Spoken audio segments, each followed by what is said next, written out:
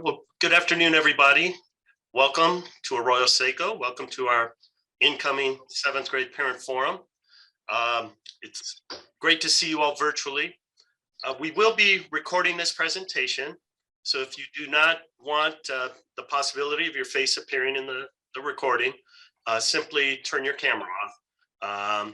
But we will record, so we can't post this for any parents who are unable to attend at this time. We're very excited to welcome you to Arroyo Seco. We know this is a kind of a nerve-wracking transition. It's also an exciting time in your child's lives. So we're hoping that our meeting today will help answer some of the questions you might have and also put your mind at ease a little bit. To start with, I'm Dr. Keene. I am the principal here at Arroyo Seco. I'm very fortunate to be finishing my 5th year in that role as principal. I also had the opportunity to be an assistant principal here about 15 years ago. So Seco is a very special place, and it's very special because of the people that I have the ability to work with.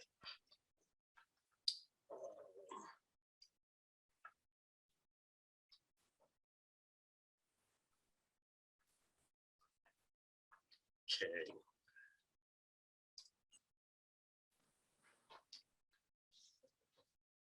Thank you for your patience. And here are some of the special people that I am fortunate to be able to work with who are here tonight. So as I mentioned their names, if you could just speak up and say something so people can see you.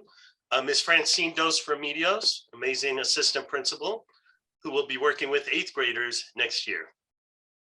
I'm currently working with 7th graders, so I will move up with them to the 8th grade class. That's how we usually do it, so that we have some consistency with students and families. Nice to meet you all. And her partner in crime is Brenda Bennett, who will be working primarily with 7th graders next year, and she is working with the 8th graders this year as assistant principal. Hello, everyone. Good afternoon. I'm Brenda Bennett. I am currently the 8th grade assistant principal, but as Ms. Dos Remedios just explained, I will move down to join our new 7th grade class next year and then follow them up when they go to 8th grade. We're looking forward to having your students with us in the fall. And we are fortunate to have 3 amazing counselors. Ms. Sue Delantice, who works with students with the last name beginning with the letter A through G. Hi, everybody. I'm Sue Delantice, and I won't be sharing how long I've been at Seco. I've practically built the place. But welcome. It's great to have a new crop of 7th graders, and we're looking forward to a fantastic year. Thank you, Ms. D. And next we have Mr. Marshall, who works with students with the last name from GB to N. Thank you, Dr. Keene. Hi, everyone. My name is Jesse Marshall. I am one of the school counselors here at Arroyo Seco, as Dr. Keene mentioned. Also very excited for next year. Looking forward to helping students transition to 7th grade. We know it's a big adjustment for everyone, and we're going to make sure it's a good one. And finally, last but not least, Ms. Joanne Ward. She works with students from O to Z. Hello, everybody. I'm happy to see you all, and I'm looking forward to having a more normal year next year. And I'm also happy to say this is my 35th year in education, so we have lots of experience and lots of good people to help your incoming 7th graders. And of course, we have a bunch of incredible teachers, support personnel, and staff who really contribute to making Arroyo Seco a special place. So we're glad you're able to join us. The format of the meeting tonight is a brief presentation. We will share a slideshow with you and just giving you some information about the junior high experience and about Arroyo Seco specifically. In addition to a video of the meeting, which we are recording, we will make the slideshow available to you online as well. So if you missed part or you want to refer back to it, we will have that available for you. Following the presentation, we will have time to answer some questions. We do ask that you post your questions in the chat and address them to Mrs. Bennett. So that's Brenda Bennett in the chat. And then we will make sure that we address those after the presentation. And with that, let's go ahead and begin. So I will turn things over to our counselors who will begin the presentation. By the way, I am sharing my screen, so I'm responsible for the presentation, but I've got 3 monitors, so please bear with me. But we will start. Okay, once again, welcome 7th grade parents and 7th grade students. Today's presentation is we just wanted to do a basic overview about what life is like at Seco. We'll discuss with you our teaming process and the purpose of teaming. We'll talk about our famous rotating schedule, which even after Mrs. Ward's 35 years in junior high, she's still checking that chart, as am I. And our 7th grade courses and the classes your child will be taking. We'll share with you some keys to success to make junior high much more manageable.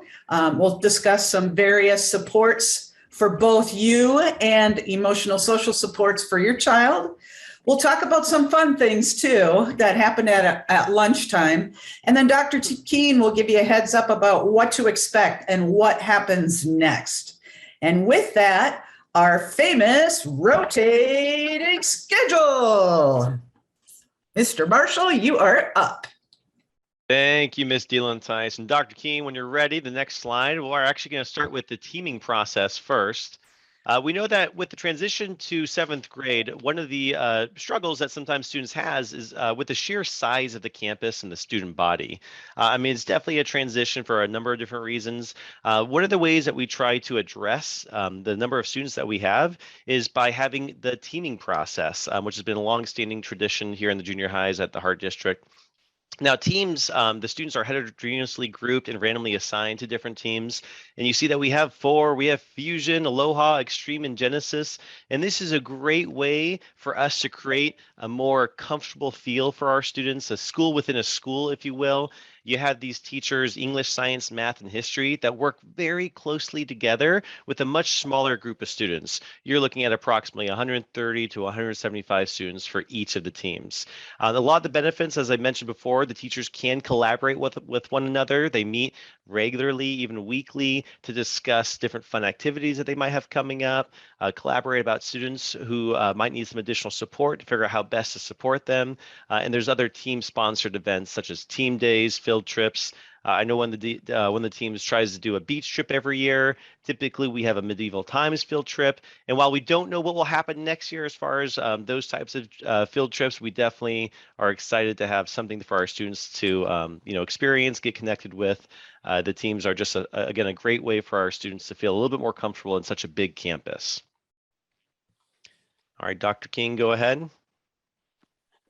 Now, the rotating schedule, as Ms. DeLantis mentioned, it is definitely something that takes a little while to get used to. I do promise that your students will get used to it, most likely before you even do. It's not quite as confusing as I think it might seem. Students do have 6 periods every single day, and it's the same classes they have each day. Every student has a math, English, science, history. They'll have a PE course, and then they will also have an exploratory or specialty elective class. So they have all 6 of those classes every single day. Now, where it gets a little confusing is that each day starts with a different period. But don't worry, each day is consistent. So for example, Mondays will always start with A period, Tuesdays will always start with B period, so on and so forth. So once your students get the hang of the schedule, it'll be very easy for them to keep track of it. Of course, with Infinite Campus, which we'll talk about a little bit later, students can always look at the schedule that way to see what classes they have. And if they ever have any questions, there's many adults on campus. Counseling office is always available to help make sure students get to the correct place. Wednesdays, that's our late start day. Students start at 9:10 rather than 8 o'clock. It is the same dismissal time though. And so if Dr. King can go to the next slide, we'll have an opportunity to look at a rotating schedule. And as I mentioned earlier, each Monday starts with A period. So let's say A period is math for your student, just for argument's sake. So wherever you see A period, that will be their math class. And so it's always the A period class. It does rotate throughout the week. You'll see everything gets kind of bumped up one, and then the class they had first is the last class they have the next day. And so that's always how the schedule works. There are sometimes it changes depending on minimum days or if we have days off. Of course, that communication is always shared with parents, though. And that's how our rotating schedule works. I believe next up is Mrs. Ward. Like Mr. Marshall was talking about, these are the subjects that our students will have. Every student takes 6 classes. We've got the core subjects of English, math, science, and history. English is a lot of exploration of analyzing texts, citing evidence, argumentative writing. They're going to do a lot of writing in English in 7th grade. Math is the one course that we actually have different levels of. Some students will be in our regular Math 7 class, which is the pre-algebra concepts. Students will be testing at the end of 6th grade to see if they qualify for something called accelerated math. What that is a very accelerated class of Math 7 and Math 8 combined in 1 year. So the elementary schools will give us the information about who's going to qualify for that class. Please tell your students not to worry about that test. They do the best that they can on it, and they will fall into the right placement. For science in 7th grade, it's a life science course. So they're going to get to do some fun things like looking at life systems and perhaps dissecting a few things along the way. In history for 7th grade, they do world history and geography. And then Dr. Keen, if you could switch. Everybody's favorite class, physical education. Some students like it more than others, but it's a good chance for students to stay physically fit and actually learn some education about nutrition and health. You do have to remember that they have physical education every single day. It is graded the same as every other class. They have expectations, they have materials that they need, and they have to have a PE uniform, which can be either purchased through our school or the PE teachers will tell you the guidelines for their own clothing. Shorts and shirt are required. It does get cold here, so you'll want to find out how to purchase the sweatshirt and sweatpants if you wish. PE lockers have a combination lock. So it's the only place on campus that we actually have lockers. Kids do not carry their books around with them throughout the school day. They leave those at home so that their PE locker is strictly for their equipment for physical education. If your student has never done a combination lock before, you might want to practice with one. They'll be given one that's built into, they'll be given one that's at school from the PE teacher, so they won't bring their own lock, but you might want to have them practice over the summer. It can be tricky if you've never practiced that before. Some of the components that students are actually graded for in PE are the infamous red laps. And what those are timed runs and distance runs, where students are expected to do a minimum level of competency for their running. Don't worry, teachers will work them up to this. They don't start out from the very first day running a mile, but they will be running a mile before the end of the school year. Also, they do activities such as circuit training in the weight room, all kinds of sports and activities, and there will be a health fitness quarterly project required. So don't be surprised when you're graded in PE the same way as your other classes. And I believe next up is Mrs. Bennett to talk about the next class students take. Another class that students take is their exploratory class. A lot of times this gets confused with electives in high school where students actually have some choice. At the junior high level, they take an exploratory, which is randomly assigned by the computer to give exposure to a variety of classes and topics before they head into high school, where some of them will pick more specialized avenues or career pathways. So here on the screen right now, you can see some of those choices that our exploratories consist of. It is a semester class, meaning 2 quarters. So first semester makes up quarter 1 and quarter 2 in the fall, and then spring semester makes up quarters 3 and quarter 4. So these are some of the choices: art, photo, junior high seminar, which that class kind of encompasses some of the things students need to know in preparation for high school, college, or career pathways. Kind of gives an overview into topics that would relate to them kind of planning out their high school pathway. Music, chorus, and drama as general beginning electives. Culinary, a futures class that mostly consists of of sewing, a science projects class, a robotics class, and some STEM courses that we're very blessed to have here. If your student is interested in a specialty elective, more information will be shared about that in a little while, but obviously band and choir and drama production have some audition opportunities for students to go into a higher level that have experience from these arts. And then we also have ASB, which is our associated student body, in charge of lunchtime activities, school dances, school spirit, competitions, such like that.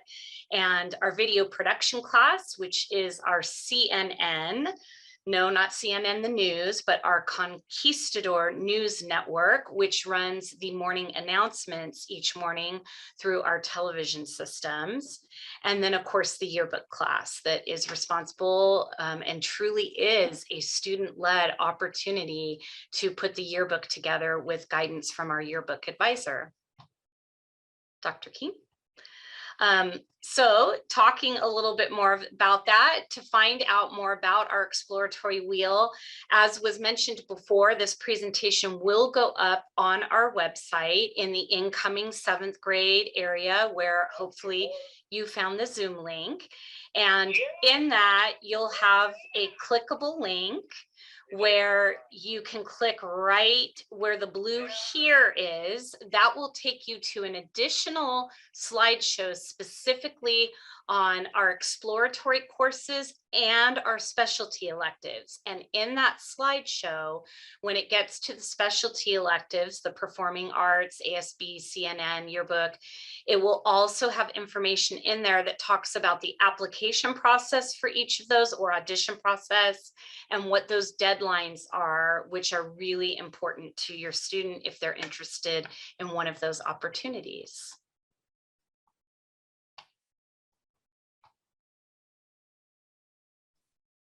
Hey, my turn again. Keys to success. We want all of our students to be able to perform at their highest level. So we wanted to give you parents some hints and some things to help your student adjust to the whole junior high process. One of the first things that we do is on our registration day, every student will receive what we call a binder reminder, or what you may know as a planner, to write down assignments in every class.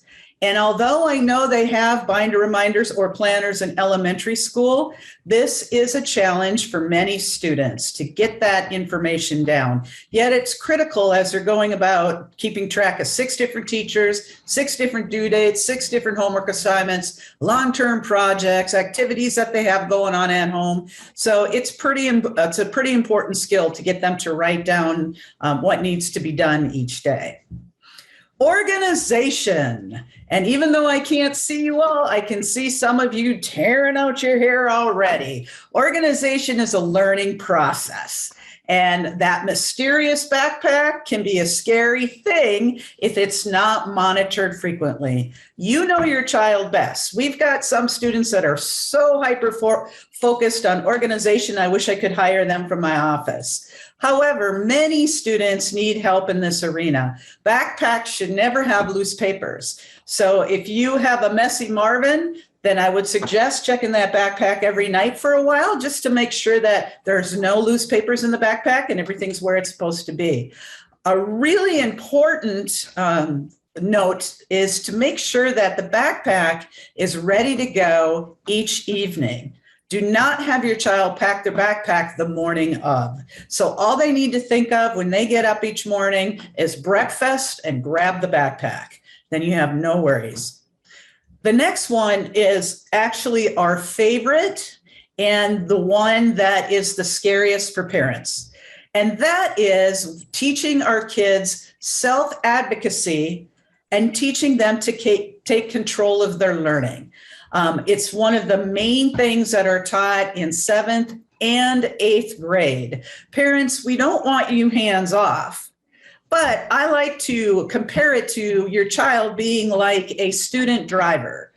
The student driver has to get behind the wheel and experience the gas pedal and the brake and the steering and the blinkers and all that kind of stuff to actually learn how to drive. You driving for them and telling them how to do it is not effective in learning how to drive. So 7th and 8th grade is kind of like student driving time. We want help from you, as well as our teachers will help them too, to teach them how to reach out to their teachers, take control of their learning, know when to go in for help, check their own grades, all that kind of stuff.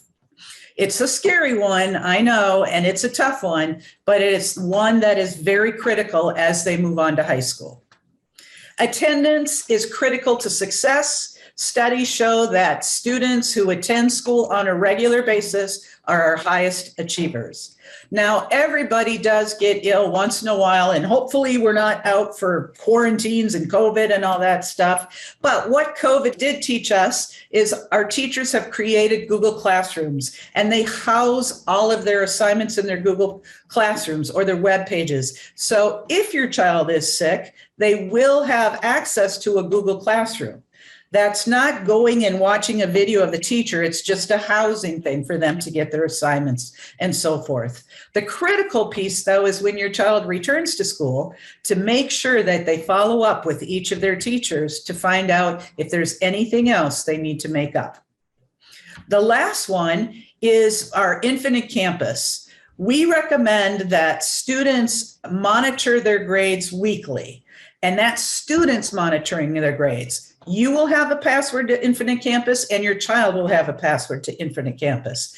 The best way to check your child's grades, first of all, is behind the scenes and secretly, so they don't even know, because we want you to know. But also to say, hey, Sunday night, hey, log into your Infinite Campus. Call me over once it's up. Let's talk about what's going on.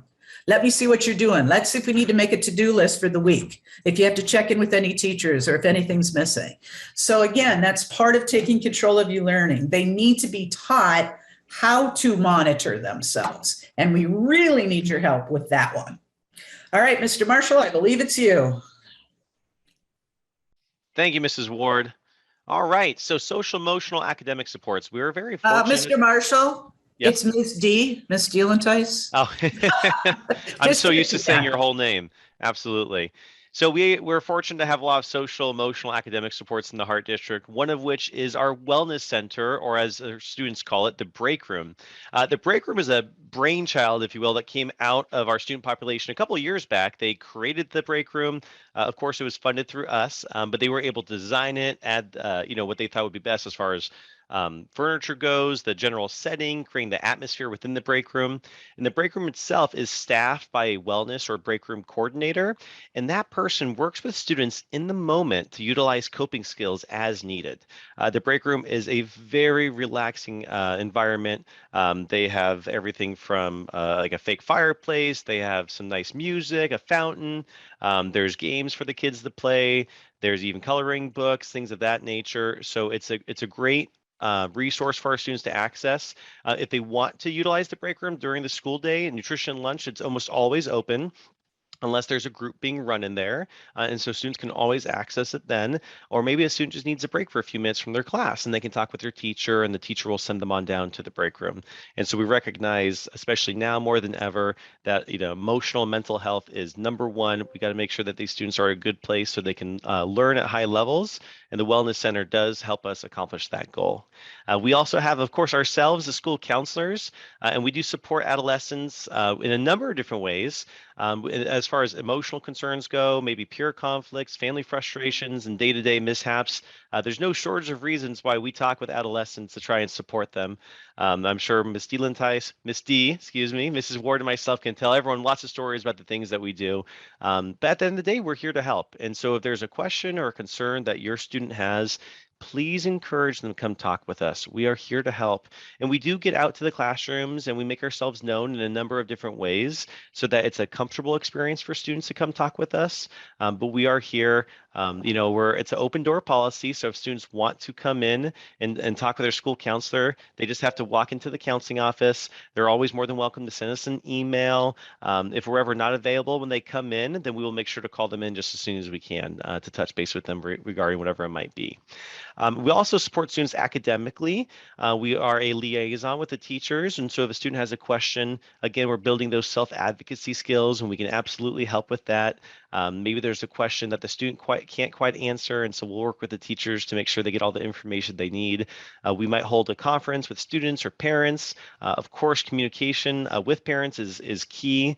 And so again, if you have questions about academics, about something you're seeing at Infinite Campus or about an upcoming assignment, while we do always encourage parents to reach out to the teachers, don't hesitate to include us on an email that you send to the teachers or give us a call to ask us some questions first if you feel like that's appropriate. And then also there's some college and career readiness that we are working with the students on as early as 7th grade, of course. There's a fantastic program that the Hart District utilizes called Zello. And Zello is a college and career readiness program that all students will be able to access throughout their junior high and high school educational careers. Students will use the program to take inventories, activities that will help them learn a little bit more about themselves, about their strengths, likes, dislikes, and some possible career options that align with those strengths. We also have our social worker. The school social worker provides support to families who might be experiencing economic hardships. They're also a community liaison. And so if we have a family that maybe is struggling with finding some mental health services for their student, then absolutely we can collaborate with our school social worker. They have definitely a good pulse on what's available in the community. And they also collaborate with us as counselors to provide mental health support, address attendance concerns, again, all with the goal of supporting families and students. A couple other things, we do have our student care line, and that's a fantastic way for students to reach out to the school staff, to the administrators, if they're concerned about a student. It's completely anonymous. It's a number they just text, and they can share any concerns that they have about a student that they might be worried about. And then we'll make sure to get that information. And sometimes we can message those students back and ask them some clarifying questions. But again, it is anonymous, and it's a great way for students to reach out to us. With the goal of creating a comfortable environment for students, we also have our Safe School Ambassadors, and that's a fantastic program that we have here where we are working to train students to help them be, ambassadors out there with the students, problem-solving skills. We know there's a lot of students, and so it's important to work with them directly to make sure it's a great school environment for them. All right, next up was Mrs. Ward with additional supports. Well, in addition to the emotional supports, we also do a lot to try to connect parents and teachers and families so that we can give you more information about what to expect in junior high. You'll see things like at the beginning of the year, we do a back to school night. At this time of year, we're looking at doing an open house. And sometime in the beginning of the year, counselors put on something called the Junior High Experience. This is something where we try to give you an idea of what to expect of the ups and downs with your junior high age student. In addition to what we provide here in the office, we also have the teams that work together and the departments that work together. You're going to find a whole wealth of information through homework calendars. There's going to be some assignments posted online. There might be additional practice or some websites to look for. You're also going to have links to individual teachers and websites. Most people in this day and age are pretty tech savvy, so it's very easy to communicate with teachers this way. Of course, there still is the old-fashioned phone calls. Obviously, teachers are in class all day, so it's quicker to get an answer through the media devices this way. Google Classroom was mentioned earlier today, and this has really been a blessing to have, because students are able to go into Google Classroom from anywhere they have access to the internet. Most teachers put the majority of their assignments in Google Classroom. It can provide a way for teachers to communicate with their students. They post announcements. If students are absent for whatever reason, they can actually go in there online if they're feeling good enough and keep up with their work while they're out ill. Even counselors have a Google Classroom, especially at this time of year. We communicate all of the information to our 8th graders about what to expect in high school. And we actually have the high school counselors communicating directly with students through their 8th grade Google Classroom. Now, Infinite Campus is probably something that you're familiar with. I know that a lot of the elementary schools have started using that, so hopefully you're a little bit familiar with that. You will need to sign up again with them with your student's ID number from the Heart District. Remember, we are a completely separate school district from where you're coming from in elementary school. It's basically a live grade book that shows you, current grades, progress report grades, report card grades. You'll see a whole list of assignments that students are supposed to have completed, and you'll see a grade for that when that grade gets inputted by the teacher. You can also pull information on attendance, and that's something that's that I see a lot of parents doing, where they'll have their Infinite Campus alert them anytime a student might be marked absent or tardy. It will also give you information on that you can set up on your own account through alerts to let you know if a child's grade falls below a certain acceptable level. One way that we really appreciate parents communicating with teachers or us as counselors, if you have any questions or concerns, sometimes email is just quicker. You can also request a phone call or ask for a parent conference. We try to encourage communication as much as possible. Just remember, when you have a question about something in the classroom, like an assignment or the grade, you're going to want to work directly with the teachers on that. We also provide a counseling website that will give you all kinds of links to some helpful strategies. There are free tutoring resources in the area, and we'll have some of our own announcements in there as well. Don't forget to look at the Arroyo Seco webpage, where you'll see all kinds of information about our school. And we encourage parents to get involved through the Parent Advisory Council. It meets every month, and it really facilitates a good communication between parents and Arroyo Seco staff. And this is a place where, if you would like to volunteer at junior high, we would love to have you here. Don't think for a second that we don't want you to be involved with your child's education. They might tell you differently, but we want you to be involved as well.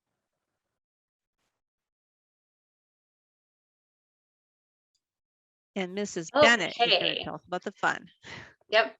So we also want to create a great culture for students to feel welcomed and involved on campus.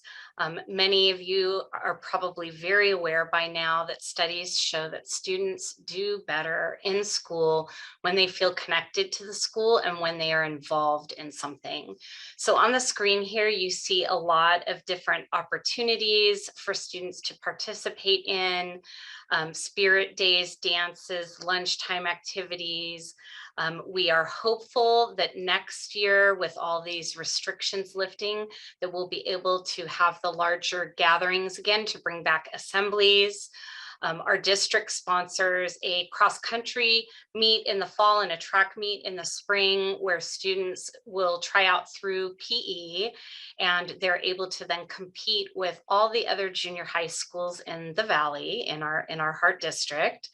Our counseling office does a little wonderful birthday bash acknowledgement for students in their birthday month to come up to the ASB window, and they advertise what day that is, and they come up and get a little treat to acknowledge their birthday. So there's a lot of great fun opportunities for students at Arroyo Seco. And then additional things that can also help students get involved is a variety of clubs on campus. And those clubs can adjust a little bit every year because students that don't see a club that they're interested in and want to start a club actually have that opportunity at the beginning of the school year. As clubs start being introduced, students do have the option to apply to ASB. There is a set of rules that we're required to follow, and the ASB advisor or ASB counseling secretary helps to walk students through the process if they're interested in forming a new club that Arroyo Seco doesn't have. On our screen, you'll see an example of the variety of clubs that are on our campus this year, and a couple of them that existed prior to the COVID pandemic. So a lot of different opportunities for them to be involved, and then also allows them to connect with other students that have similar interests that they didn't know from elementary school, and helps kind of engage them and other students from the various elementary feeder campuses that come to us. So really encourage your student to get involved in something, because it will make their junior high experience more fun and kind of broaden those friendships and experiences. Okay, what happens next? And there is some information that we need from you. As Ms. Ward indicated, even if your child currently is in an Infinite Campus, coming to the Heart District, you would need to create a new Infinite Campus account. Once that's created, then you have it throughout your child's high school, junior high and high school career. You'll receive some emails around May with what's called online registration. And so we need to create an account. We'll need some information from you, including immunizations, all of those updates. And you'll also receive information about summer check-in. So the summer check-in, we used to call it registration. That's the in-person check-in. It will actually occur on August 3rd for our 7th graders. But prior to that, it's really important that we get all the other information. So please watch for emails, please respond to them. There are a couple different steps to the online registration process. So without getting into all of the nuts and bolts of that, just please watch for your emails and respond accordingly. On check-in day, your child will take their picture for both their ID card and their yearbook, and they'll receive their binder reminder, their books, and they'll actually get the physical ID. So one of the practices that occurred out of necessity with COVID was having students physically check in each morning. And we had parents do symptom checks for their children to make sure they were symptom free. We're not doing the symptom checks anymore. However, we still have students check in with their ID cards. And we have one entrance. If you're familiar with the campus, right now the entrance where students come in is by the bike rack. And so from a safety standpoint and for attendance purposes, we have students check in. It's a very quick process as long as they have their ID with them. We do encourage, once students get their ID, to take a picture of it. If they have a smartphone, they don't need a smartphone, but if they have one, they can take a picture of their ID card so they have a copy of that, but they will need that to enter campus each day. School starts August 9th on a Tuesday. And so the first bell rings at 7:55, and our classes start a little bit later next year than they do this year. So this year we start at 7:45. Next year we'll be starting at 8 o'clock, and they're done at 2:25 each day. Don't stress over the first day. We jump right into the rotational schedule. So because it's a Tuesday, they'll start with B period, which can be kind of intimidating, but we're here. We have lots of adults on campus who will help. Unfortunately, we won't allow parents on campus at that time. So be sure to say your goodbyes, come by over the weekend before, take pictures with your kids on campus. But because we do the check-in process and because of the ID check-in, we will not allow parents on campus that first day of school. Okay. So we're sure that you're going to have more questions at some point. If you have any questions regarding Arroyo Seco or our programs, we're happy to help you. We're going to do a question and answer after this session. But if you think of something later on, you can email people directly. If you're emailing over the summer and have just general questions, Ms. Dealentice is actually the primary contact for that. She is our department chair and she works really hard all summer. So the rest of us go off on vacation and she stays there working.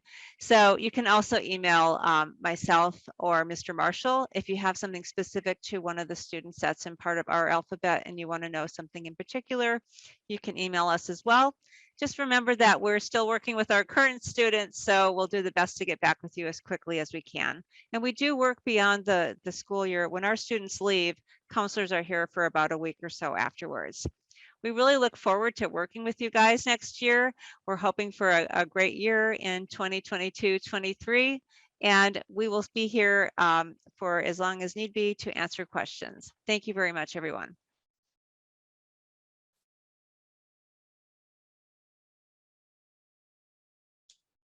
Okay, and with that, we're going to start the question and answer. Bear with me because I'll be trying to scroll down to get to the new questions and scroll back up to get to some of the former questions that were being asked earlier. A really quick one was about supervision in the morning. Hold on, my screen just adjusted on me. And this is a good time to remind you, we are recording this session. So if you don't want to show in the recording, please turn your camera off because with the screen share, it took people out. But now at this point with the question and answer, it won't do that. So just turn your camera off if you have any concerns about being shown on the recording, as it will get posted on the website for families that weren't able to attend. So as I was starting to say on the questions, one was about supervision in the morning. Currently, I honestly got to thinking after I answered a parent, I'm not sure if we'll adjust that next year. We may have to with staffing schedules, but currently supervision starts at 7 a.m. And then gates open typically by 7:15, sometimes a little earlier, depends as they're getting the gates set up and the valet set up and all of that. And then on late start, it's just slightly adjusted. It's about 7:15, 7:30. The gate still won't open till 8, but we have someone kind of checking in out in front of the gates at the valet area. So getting on to other ones. There is a question about the 8:30 start time. So there is a new law that went into effect. High schools have to start at 8:30 or later. Junior highs have to start at 8 o'clock or later. So for instance, Saugus High School, the bulk of their classes will begin at 8:30. But here at the junior high level, it's 8 o'clock. Great. Yeah. So next year, 8 a.m. to 2:25 p.m. And you'll get schedules via email later on. Another question came about math placement testing. As was indicated, for those of you that joined us a little bit late, that will be taken in their 6th grade class, the math placement test. However, the question arose, Ms. Dealentice, about testing for students that are not at a feeder elementary school or are out of district or out of state. How would they go about taking that placement test? That's a perfect question. I'm actually going to, our math testing coordinator is actually Mr. Marshall. He keeps track of all of that and does a phenomenal job with keeping lists and so forth. The district does sponsor an out-of-state test, but Mr. Marshall, I'm going to let you answer that one, okay? Thank you, Ms. D. All right, so yeah, the math placement test for students that are maybe absent the day that their 6th grade class does it, they're coming out of the district, maybe they move over the summer from a different city or state, whatever the reason might be. There's a couple things they can do. As Ms. D mentioned, typically there is a district-sponsored makeup test day, and if and when that does occur, that information will be posted on the incoming 7th grade portal so that families have that information. If that doesn't happen, or if it does happen and you're not able to make it on that date, we're definitely going to look at the day of the 7th grade summer check-in as another opportunity for families to take the test, the placement test, if they weren't able to do so. Offhand, I forget what day that is. I'm not sure if someone can look, but again, that will be the day of the 7th grade summer check-in. More August information 3rd. up. Go ahead, say it. August 3rd. Fantastic. August 3rd. So more information about that will, of course, will be pushed out as well to families, but that will be kind of the last opportunity for students to take the math placement test. And again, that's the math placement test to determine if students are placed into Math 7 or if they're placed into Accelerated Math 7 as their math class. All right. And Miss Ward, do students have assigned times to meet with their counselors? How does that work? No, they don't have assigned times. One thing you have to remember is that each one of us has probably about 430 plus students that we work with. So anytime a student needs to see us, how we find out is sometimes the students come in, they might come into the counseling office and say, I'd like to see my counselor. Sometimes parents will call and say, can you please check with my child? I want to make sure they're okay with this. Sometimes friends will tell us that, hey, can you check with my friend? I think she's having a hard time right now. And most often teachers will let us know, but we don't have an assigned time where we meet all of our students. There are some students that unfortunately we never get to meet because they never come in and there's not a need, but we're here to help any way we can. Thank you. All right, Mr. Marshall, you're up. Talking about specialty electives, are 7th graders typically allowed, or is it only 8th grade, or is it comprised mostly of 8th grade? Yeah, it's a great question, and it depends on to some extent on the specialty elective in question. So for example, we have our beginning band class that's comprised primarily of 7th graders. We definitely have 8th graders that join beginning band as well. But typically the beginning band is mostly 7th grade students. And of course, that's the beginning band is open to any student, regardless of experience or lack thereof. And so if your student's interested in learning how to play an instrument, what better of an opportunity than the beginning band class? You do not have to purchase an instrument or anything like that at home. That will be provided to them through the band class. We also have our drama production year-long specialty elective. And that is something that is, there's an audition process typically for that with Miss West, our drama, theater, and choir teacher. 7th graders are or incoming 7th graders are more than welcome to apply to that. We also have our advanced choir class. That is also through an audition. And so students do have to have some level of singing ability, all of which is beyond me because I am not a singer, but that is definitely something that they're interested in. On the incoming 7th grade portal, there's information about how to go about getting into the advanced choir class. The CNN class, that's the Conquistador News Network or the video production course. They take 7th graders starting in the 2nd semester in the spring semester. So they won't be able to get in starting off the 7th grade year. But if they're interested in doing that, please have them come talk with the school counselor and we'll give them some guidance on who they need to talk to, which is Mr. Hugo, in order to get into the CNN course. We also have the yearbook class that is available for all incoming 7th graders. Your student just needs to fill out a Google form to put their interest for the yearbook class. And then we do have our ASB year-long elective as well. And that there is quite the process to get in that class. There is an audition, I believe, or maybe audition is the wrong word, but they have to go through a couple different steps. There's a group interview led by current ASB students. As well, in order to figure out, the students that we think are ideal for the ASB class. Again, all the information is posted on the incoming 7th grade portal, but you can reach out to your child's school counselor if you have any questions about that. Ms. D or Ms. Ward, did I miss anything with the year-long electives? They are year long, and so sorry, I just asked the question. They are year long, but I do want to emphasize we understand that sometimes students might make it a semester through, and they have maybe some second thoughts about joining the class. please encourage them, if that's the case, to come talk with a school counselor, talk with the teacher. We want them to enjoy their time in the year-long elective, and we want to figure out what we can do to make sure it's a good place for them. So if there is something that comes up, we're like, now it's been a whole semester and I'm not sure. It is a year-long commitment, but again, if there's a concern that comes up with that, just encourage them to come talk with the school counselor. And I would just note on that, obviously the specialty electives, especially yearbook, CNN, and ASB, can be very competitive. So please let your child know if they do apply and they don't make it in. While obviously hearts are broken and tears may be shed, that should not discourage them from not trying again.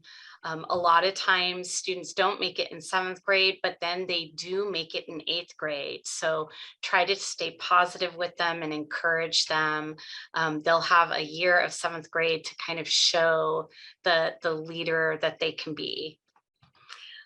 Still keeping in the elective arena, Ms. DeLantice, the exploratory electives, it was mentioned that they were semester courses.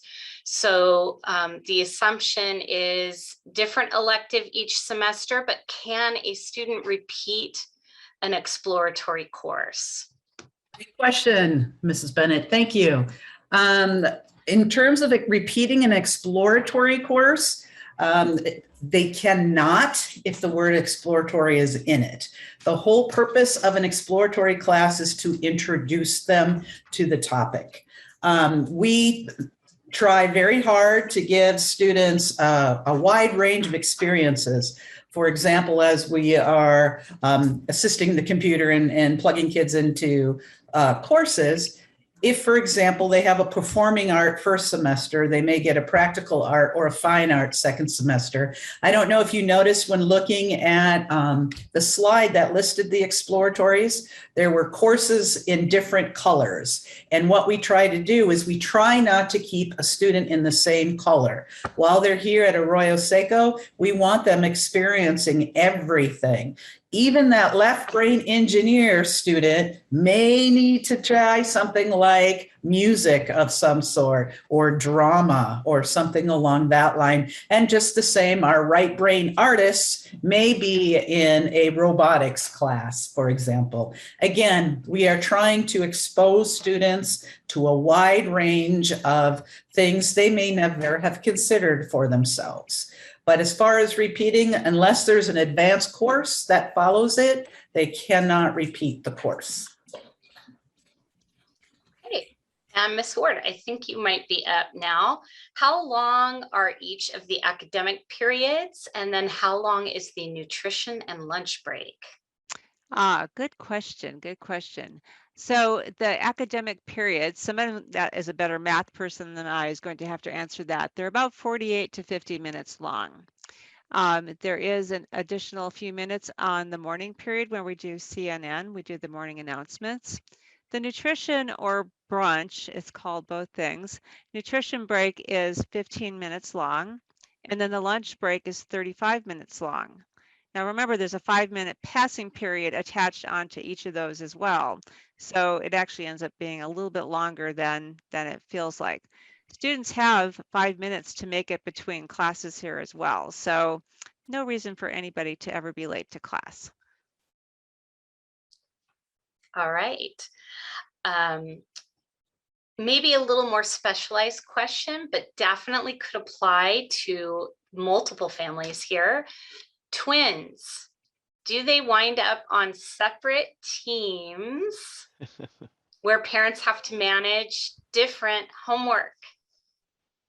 Mr. Can I take Marshall? that one, Ms. Bennett? Yes, you can Go ahead, take Ms. that D. one, Ms. D. All right, thank you. It would really help us if you let us know if you have twins or siblings. Please email me, email Ms. Ward, Mr. Marshall, whoever you're comfortable doing, or let our registrar know. We do try to put them on the same team. So, and preferably, our philosophy is not in the same class. I know some parents like to use one sibling with the other to help them stay on top of things, but I think we need to remember that they're entering the age group where everybody is going through self-discovery. They're all trying to figure out who they are and see themselves as individuals. So although they share the same core teachers who will have the same homework and the same counselor and so forth, we do recommend that we do not put them in the same class periods. Also, if there's maybe they're not a sibling, but they're a shared household and you would like them on the same team, that is also something that we would honor as well. We do know that managing 6 teachers, your hands are full. Managing 12, it can be extremely overwhelming. The only time we may put siblings on 2 different teams is if they have very different needs. So. All right. And you might have said this already, Ms. Dealentice, but if there's a blended household where the siblings have different last names, you would have to let us know that to make sure that we get them together on the same team. All right. Mr. Marshall, I'm going to go back to you. I'm not sure if you're aware or if we maybe need to check back with the math teacher, but the math assessment, is it only on 6th grade material? That's a great question. You know, I don't think I can confidently say what it covers. I would like to say, yes, it's on 6th grade material, but I also don't want to misspeak on that. Yeah, I'm not 100% sure. I would think, yes, the majority of it is on the 6th grade material to see how well students have mastered those concepts. Ms. Dose, I see, is nodding her head yes, and she was a former math teacher, so I feel confident in my answer.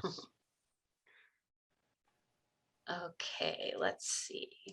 All right, Miss Ward, what about students who have an IEP? How is the process with them?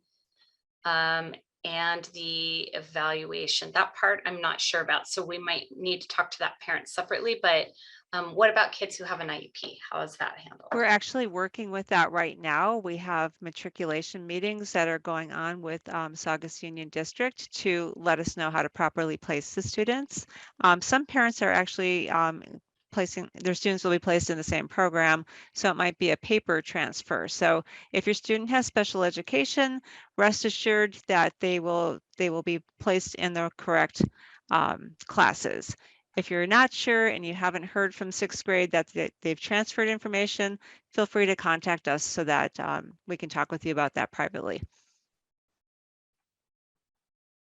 Okay. There's a note that the link for the audition for advanced course isn't working. We will definitely let the choir teacher know that, although it is possible some of them might not have them turning on until tomorrow, kind of waiting this. So you might check back, but we will definitely be sure to let her know. Okay, let's see. Okay, Miss D, are the clubs during lunch or after school? All of our activities are during the lunch period. Because we're not able to get late buses and transportation could be an issue for many of our students, we want to give them as much opportunity as we can. So clubs are held during lunch, as well as all those sports that you saw, like the March Madness we're just finishing up right now, which is our basketball tournament. That's all held at lunch. Our Turkey Bowl is our football game tournament. That's in November. That's at lunchtime as well. So all of our activities are held during the lunch hour, as well as noontime activities that ASB sponsors. Okay, thank you. And Mr. Marshall, are there transportation options available to get students dropped off or picked up? That's a great question. Yes, so we do utilize some transports through the city of Santa Clarita. And so we do have some school buses that go to designated locations, pick students up in the morning, and then drop them off at Arroyo Seco. And you know, vice versa, after school ends, we have about 4 or 5 6 buses that come after school.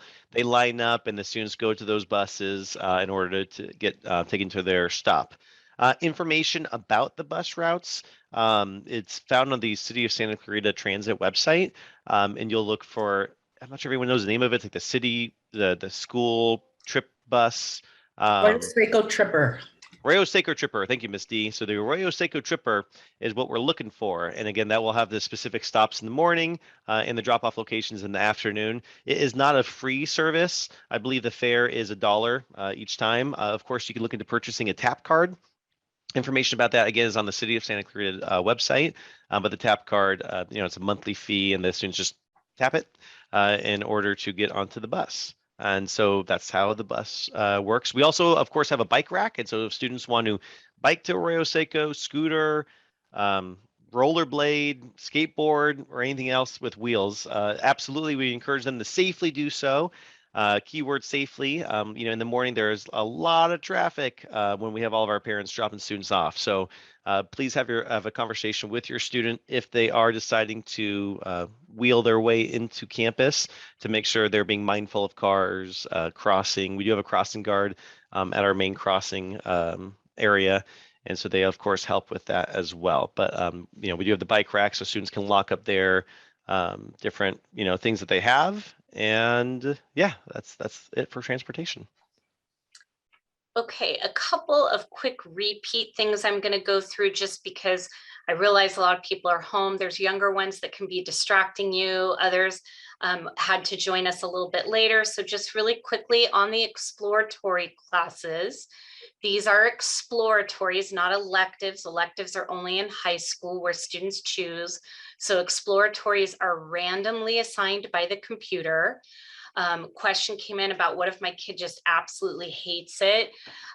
We do encourage you to help us in encouraging them to keep an open mind. We've had kids go in absolutely hating an elective, or I'm sorry, an exploratory class, and they wind up loving it by the end. Just unexpected, didn't realize it was going to be a fit for them or create some new interest.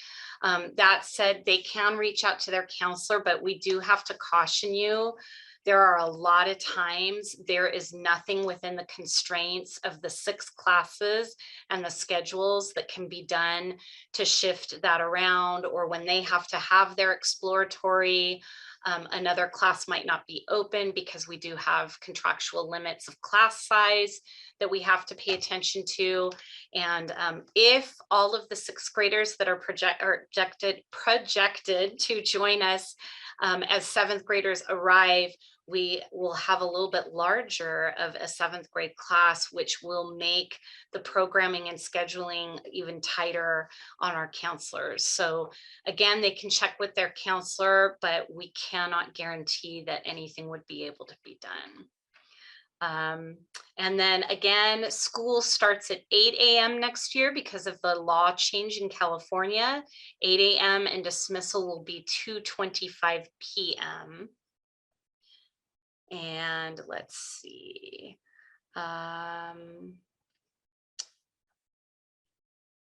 Okay, let's see. Okay, is lunch provided? Are there other options besides cafeteria food? Can students pay with a debit card? And does everyone have lunch at the same time? I can repeat some of that if y'all didn't get that. So who's up? I lost track. All right, Miss D. Lunch, best time of the day. Food is available both at nutrition and lunch. I don't know in terms, is it provided, if that means, will there be, like this year, free lunch and nutrition? Next year, that I don't know the answer. I don't know if Dr. Keene knows the answer to that right now. That's out of our control. However, there is our typical lunch line, which offers a variety of choices, anything from salad to sandwiches to hamburgers to pizza to cheeseburgers and corn dogs and French fries and all kinds of yummy good things. And then we also have what's called our student store. And at the student store, kids can purchase snacks, more snack type food. such as ice cream and Powerades and water and chippy type things and popcorn and stuff along that line. So those are the options that are available. At the regular lunch line, they can put money on their ID card, and that can be used as a debit card. They just show their ID card or tap their ID card, and our food service will take the money from there. At our student store, it is a cash only. And again, that's for snack type things. Most of the kids prefer our food over elementary schools, so I'm not quite sure what's going on at the elementary schools, but they do definitely like the choices that Seco has and the options that Seco has in terms of their belly satisfaction. All right, and as to lunch being provided, there is a big push through educational groups, and there is talk in the legislature about having it refunded to where lunch will continue to be free, but we do not have that decision yet. So we will definitely keep families posted. Pre-pandemic, when it was not free lunch for everyone, there is a way for you as a parent to put money on their account. They do not, at least they did not at that time, have the ability to use debit cards, but through their ID card, money can be placed on an account. They give a website for parents to be able to go and do that. Those of you coming from Saugus for some time would be familiar with it. It's a different cafeteria system, but same type of idea where you can go put money on the account and they swipe their ID card. And everybody, I don't know if you said this, Misty, everybody does have lunch at the same time. Mr. Marshall, does Arroyo Seco have a soccer team, or somebody else asked, other sports teams? Yeah, great question. Unfortunately, none of the junior highs in the Heart District have a sport team. So all students must do the physical education class, PE 7. There's different activities that we hold at lunchtime. Right now, we're going through our basketball tournament, which is a lot of fun watching. The students have gone through our ASB, department to sign up with a different team of students, and so they work together. Hey, do you want to play basketball? Let's do it. And there's a number of games. It's a whole bracket system. And so we have opportunities like that that usually are during lunchtime. There's also a cross-country meet once a year. And that is something that's organized by our PE department. But other than that, there are no sports. We do recognize that many students are involved with outside classes or outside activities, outside sports. But they still have to do PE here. And we know that many of those sports are more rigorous in many ways. And so it's not a matter of us not thinking that they're difficult, rigorous activities or sports, but students have to do a PE class as one of their 6 classes here at Arroyo Seco. All right, Dr. Keene, you're up on this one. What are the opportunities for parents to get involved at the junior high level? Great question. We do have a variety of volunteer opportunities. We have many parents who help out in the library, especially during nutrition and lunch. We have parents who help out in the student store during nutrition and lunch. We also have dance chaperones and chaperones for other events. And we have the Parent Advisory Council, which we spoke about a little bit earlier. So those are some of the ways that parents can get involved. All right, Miss Ward, what about clubs? Is there a limit to how many a student can participate in? Some years we have more clubs than others, and it's rare that a student has to really pick. As long as the student can make it to the club each week, or when they can get there, there's no limit. It would just be, are they conflicting on the same days? So that would be the only limit to it. We encourage the students to get involved with as many things as they can. All right. Miss D, are there after school programs, and how late can I pick up my child after dismissal? So we do not have any after school programs unless Sometimes our specialty elective teachers will ask students to stay late to do sectionals or to help out with an ASB activity or to do a rehearsal for drama, but we do not have after-school programs. Campus supervisors, I can only kind of go by this year's time. I'm not, again, their hours may shift as our school hours shift. There is somebody out front. Right now, our school is out at 2:10. And there is definitely a campus supervisor out front until 3 or 3:15. Is that correct, Ms. Bennett? 3 o'clock, yeah. 3 o'clock, okay. And what we do is the students aren't free to roam the campus. What we do is when that end bell rings, we move our students to the front of the campus so they're ready for you when you do come pick them up and they are under supervision. So 3 o'clock, then I'm guessing 3:15 probably next year as our shift happens 15 minutes later.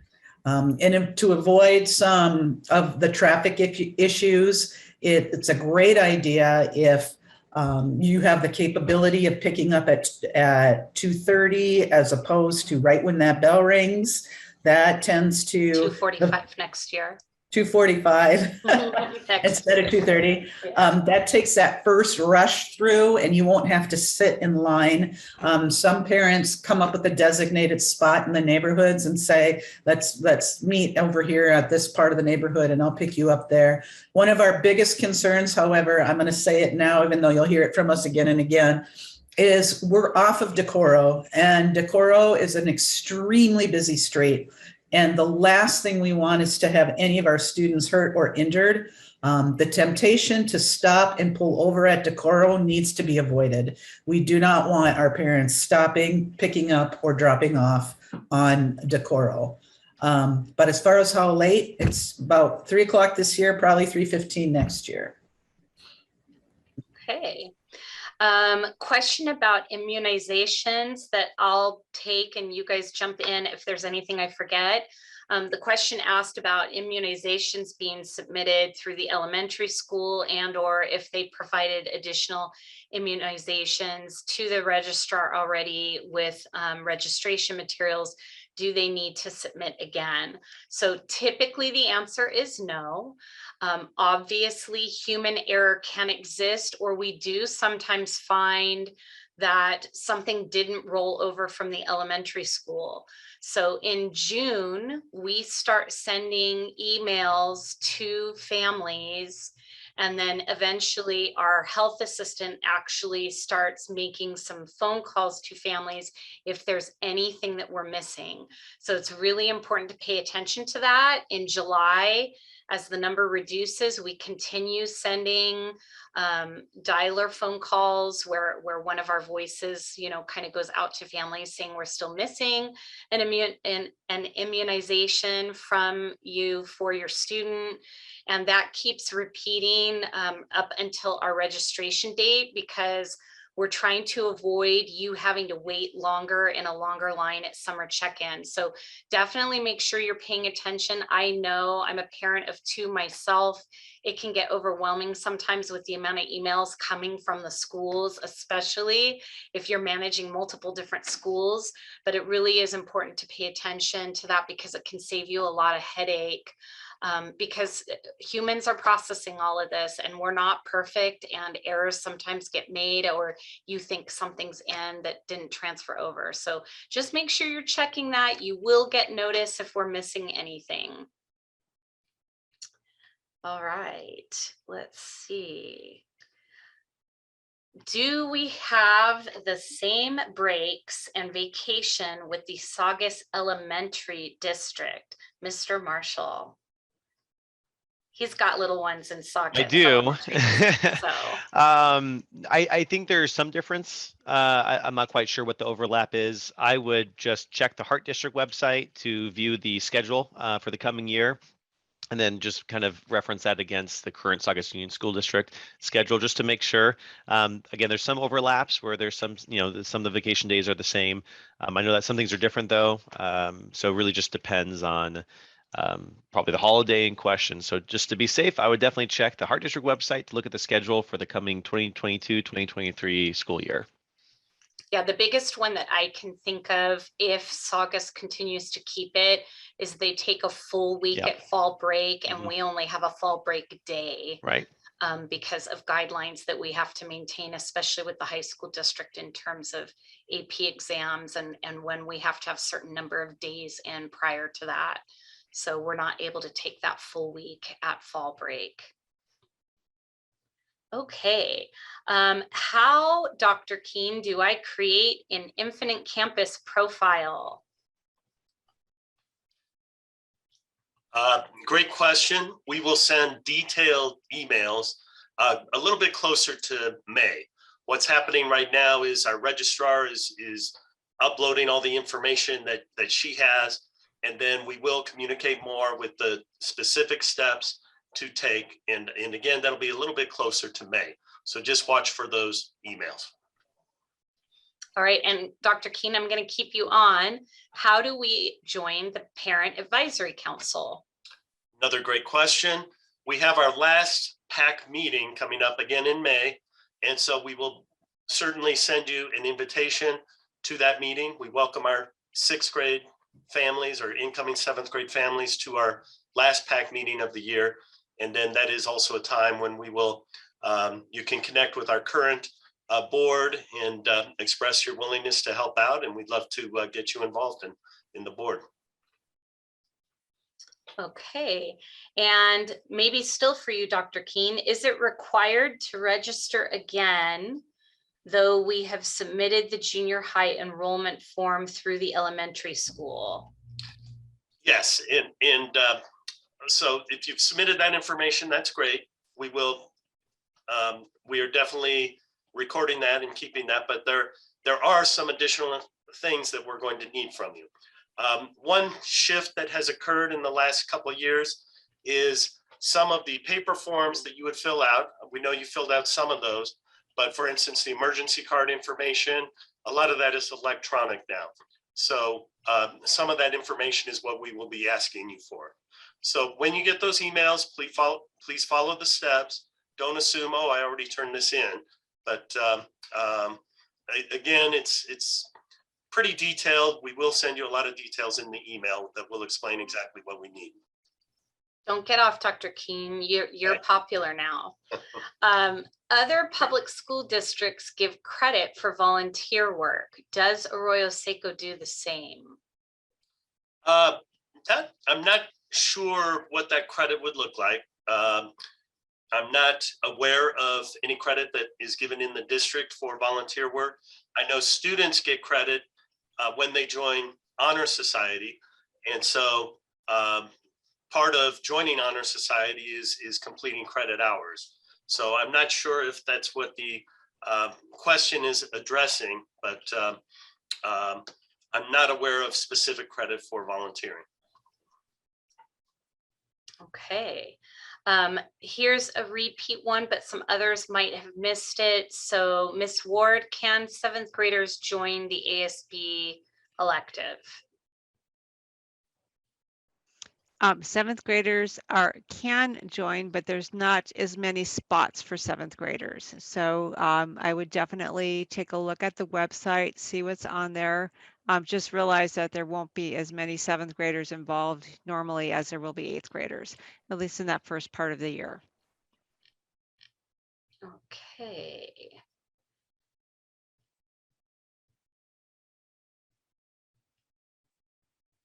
Okay. Let's see, there's a spelling. Let me see if I can figure out this question. Okay. Are students with disabilities, I'm thinking maybe it's meaning slated into a specific team, possibly? Mr. Marshall, are students with disabilities set into a specific team? I'm going to guess that's what it was. Thank you. I'm actually going to see if Miss Dielantice, she's our, local special education expert. I'm going to pass it off to her. Nice pass, Mr. Marshall. I say that because Mr. Marshall is not a sports guy. We have, right now this year, we have 4 academic teams. And 3 of our academic teams have students with IEPs on them. And our 4th one addresses our students who have English as a second language need. So are they slated for a specific team? Kind of. They will be on one of 3 different teams in terms of where their placement is, what their needs are, how the schedules work with their particular needs, and so forth. Right, Miss Ward, do 504s continue from elementary to middle school? Very good question. If your student has a 504 plan, make sure you contact either the counselor of the alphabet or Miss Dealin Tice. We do need to review those every year, especially coming from elementary school. We take a review of that plan. So make sure you let us know if your student has one. You can even forward what the current plan is so that we have an idea of what the concerns are. Okay. A couple of these are really specific. So if you're still on, I will respond to some of these really specific ones. If I don't get to something that's really specific, please feel free to reach out and email us. Let me see if we have any other general questions. Bear with me. Oh, here's a good one. Mr. Marshall, what is Honor Society and how do you qualify? That's a great question. All right, so students can apply for the Honor Society if they're able to earn a 3.5 GPA or higher for the qualifying semesters. Semester, excuse me. So 7th graders just starting in the fall, they won't be able to apply for the Honor Society because they're just starting. However, in the 2nd semester after the winter break, based off of their fall semester grades, again, if they maintain a 3.5 GPA or higher, they can then apply for the Honor Society. It is a fantastic way for your student to get recognized for all the hard work. All they have to do is turn in an application. There is some information about community service hours that they ask students to complete. I believe it's 5 hours that students are asked to do. And there's different ways that we can help them identify some different opportunities for that. But really the purpose is just for your student, again, to get recognized for all the hard work that they've done. There's typically a ceremony that takes place at Arroyo Seco in the afternoon, the evening, and that's for families to come and recognize all the hard work of the student. There's also some treats that they get during the school day for the students in the Honor Society. And so again, it's just a nice way for us to recognize those students. And again, it's based off of the previous semester's GPA. So the quarter 1 and 2 for the spring or for the fall semester. And then even our 8th graders can apply based off of their 2nd semester grades in 7th grade. So again, it's always looking back at the previous semester at Arroyo Seco. Oh, and that information gets sent out a number of different ways. It's on CNN, the morning announcements. It'll be on the Arroyo Seco website. English teachers typically talk about the Honor Society. So the information is pushed out a number of ways. However, if you haven't heard anything and you want to make sure that your child doesn't miss out on the deadline, then reach out to the school counselor and we'll make sure to get you the information that your child needs in order to get them into the Honor Society. All right. Dr. Keene, are cell phones allowed on campus? Yes, cell phones currently are allowed on campus. There have been some junior highs who have revisited that policy where students are allowed to bring them and keep them in their backpack, but not use them on campus. At this time, we do allow students to have their cell phones and use them on campus, not during class time, outside of buildings on campus. Okay, I'm just still scrolling through. I believe we've gotten all the general questions.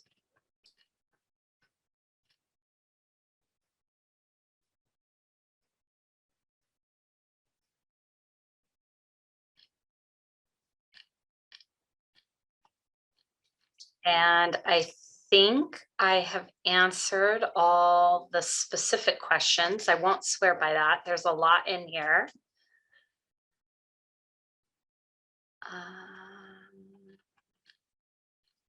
Yeah, it looks like it. We can certainly pause for a little bit and wait to see if more questions come in. So we'll hang out for a little bit, but it looks like that completes the general questions. And we just really appreciate how many of you came out to this virtual setting. We know it can be a little difficult, but on the flip side, as a working mom myself, sometimes it's helpful now to have this and be able to be at your work or your home, being able to do the many, many things us parents do, right? So we hope you enjoyed it and still found it informational.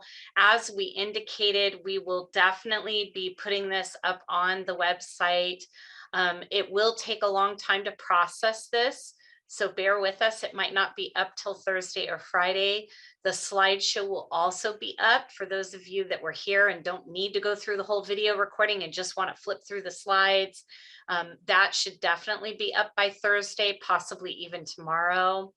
And we're just really grateful y'all were here today and look forward to serving you and your students next year. Dr. Keen, anything else? I just echo what you already stated. Thank you so much for joining us. And again, we are here, so reach out as you have additional questions. But thank you for joining us.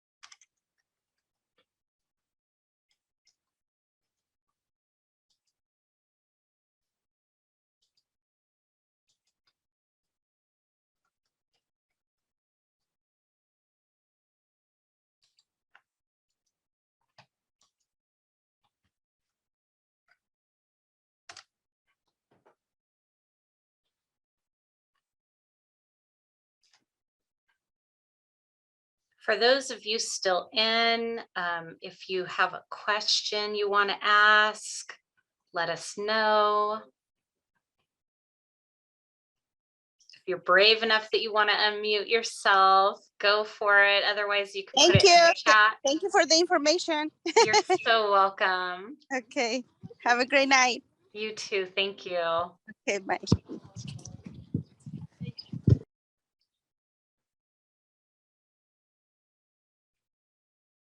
To the team, lots of thank yous coming in the direct messages to me about our team. So good job, guys. Can I squeeze in one quick question? Absolutely, Gigi. Hopefully you. you're Gigi. That's what I see. Thank you. Yes, it is. My question earlier wasn't accurate. So I've heard from another school district, I believe it's in Pasadena, that the school has some schools offer, there's like a service club for volunteer work. Like the school turns it in at the end of the year. The president gives or signs like a certificate, like 50 hours for a bronze award, 75 for silver. And it allows the students to, I guess the idea is to have them do volunteer work, which is kind of lost nowadays in a lot of I mean, everybody's just on their screens or sports, and volunteering happens to be something that's lost. So is that something that Arroyo offers? Like a service club is what I was told? I'm not aware that we've had one here. I don't know if Sue is nodding her head, so it sounds like we have in the past. Yes, what we haven't had something to that extent or that organized, but we've had a couple of different things. And please remember, our students are the ones who generate our clubs. They're the ones that bring their interest to us, and then we help them find advisors and so forth. But we did have a couple of years where we had a club named Conquistadors Give Back, and their whole objective was to help out in the community and not only volunteer, but sometimes they would do like a canned food drive or anything along that line too. And then we also had a while back, we had, can't remember the official name, but the word angels was in it.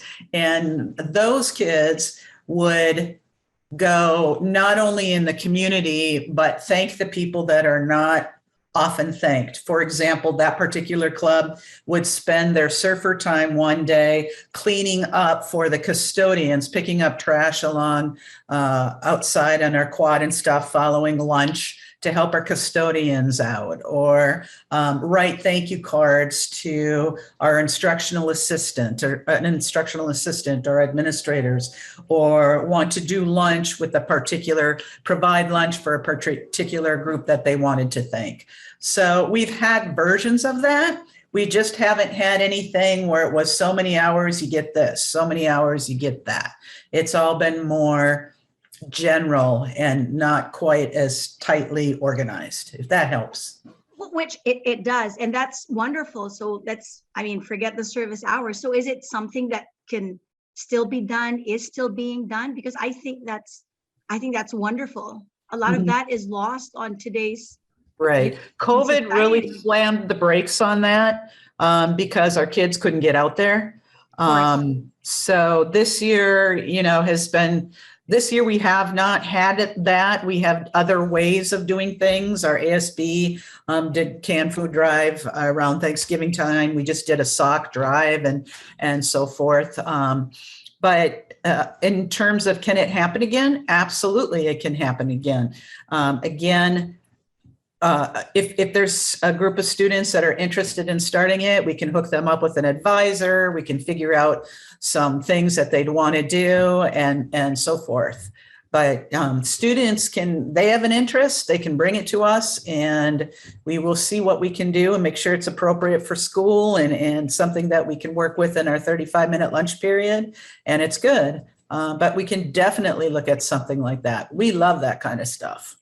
Yeah, and the Defy group is another one. Again, that was hindered by the pandemic. They have not been allowed to do anything this year, but in the past, Defy is our drug-free youth that partners with the city of Santa Clarita. And they've had multiple volunteer opportunities that they get involved in and encourage other students to get involved in. And hopefully that component will come back next year. But we don't know at this time yet. Well, that's very helpful. I'll keep my fingers crossed then. Yeah. Thank you. Absolutely. Thank you.